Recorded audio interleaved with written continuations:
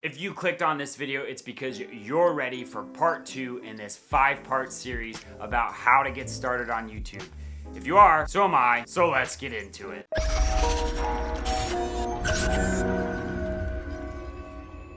Welcome back to another one of my videos, guys. I'm so glad you're here. If you're new, my name is Jake King and I make videos for you, the creator. Now, these can include tips, tricks, tutorials, reviews, unboxings, all kinds of different things that are gonna help propel you along your journey and help you be as successful as possible. Now, if this is the kind of content you're into, consider subscribing below because it helps more than you know. Now, guys, in part 1, we talked about pressing the record button and getting that video started.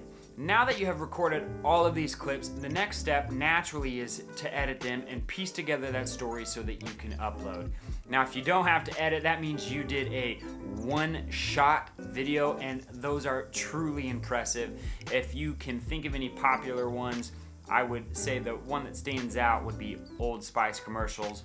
They just blow me away. Now, if you guys did shoot a one-shot video, please drop a link below, that way I can watch it. I want to see how creative you got with it. Now, if you're in the majority who didn't do a one-shot video, this is what we're going to talk about, is breaking down these clips, piecing that story together, and giving you just enough information to be dangerous with whatever editing software you have. Now, if you don't have an editing software, DaVinci Resolve offers a free version, which is pretty much the full version. There's a few things missing, but it's phenomenal. Most creators in the creative atmosphere, they're switching to DaVinci. Their color grading system is by far the best, and a bunch of other things as well. They just do it right. Now, what I'm gonna be working on and what I'm gonna show you is Final Cut Pro, but we're only gonna break down the general stuff because, again, it's gonna transfer to any other editing program that you use. Now, guys, I'm ready to show you this program, so let's go ahead and jump into the computer. Let's go ahead and jump into Final Cut. That's what I choose to use. I'm gonna keep this as simple as I can because we don't need to get into a whole bunch for you to have a general understanding. So first and foremost, let's show you importing clips and where they come. In Final Cut, the import button is up here. When I click this, it's gonna bring up another screen. It allows me to scroll my files on the side and below. That way I can track down what I want. I can add it to an existing event or create a new event and add it there and then import. I always copy to the library because typically my stuff is inside an external hard drive and I don't want to have to worry about it being somewhere else. Once everything is imported, it will show up here in my clip section. Now, this clip section has a couple of different useful things.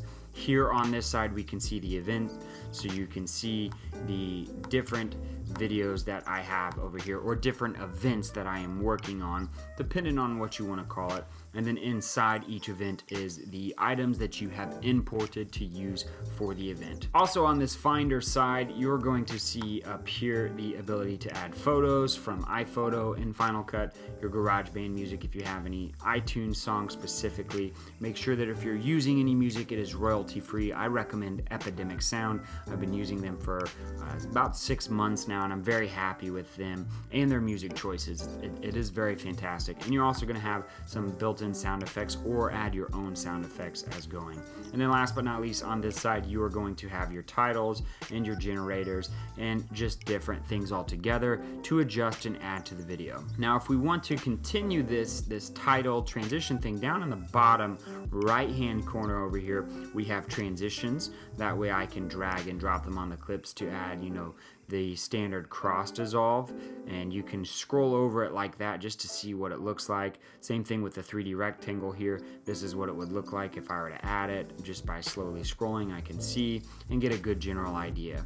And then also here, we're gonna have other effects, video effects, to kind of change the color grading or blurring or etc. And then if I scroll down even further, we have audio effects as well. That way I can improve my audio if it sounds bad, or if I want to change it and make it sound different, those effects are going to be right here. Here we obviously have the overall view. You can change this view to fit your needs, depending on what you're working on. For example, if you are doing color grading, you can add the color grading scopes here. This obviously gets in the way, so up in the top, this kind of breaks this down, and I can drop that out and just have the color grading there in my view window there. Now if I'm going to bring that back in, and I'm going to go ahead and get rid of the color grading, that way you can see that these menus are all changeable in some way, shape, or form.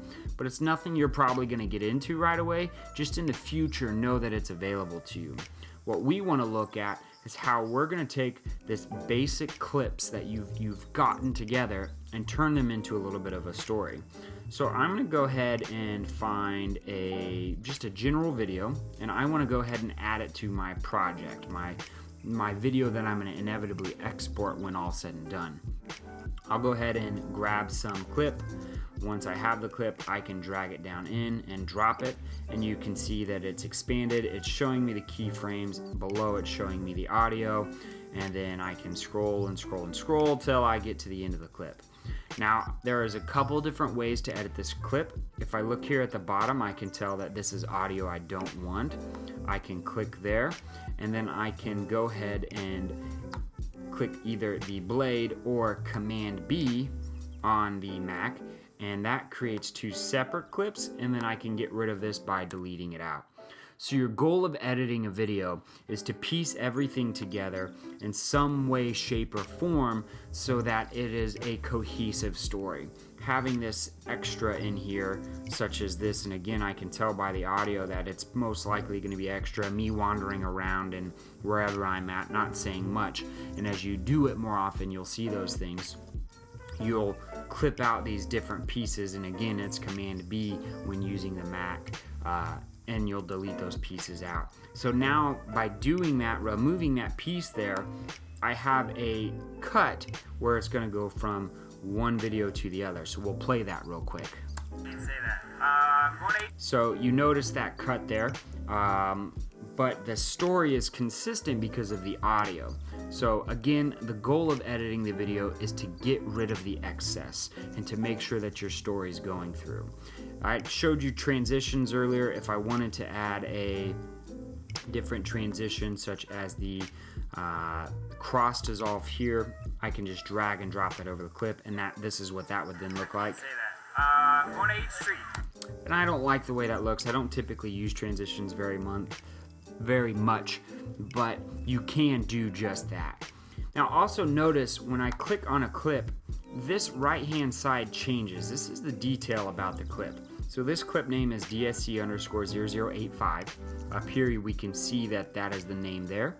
I can change the volume, I can change different audio things, I can add other audio effects here as I showed you previously.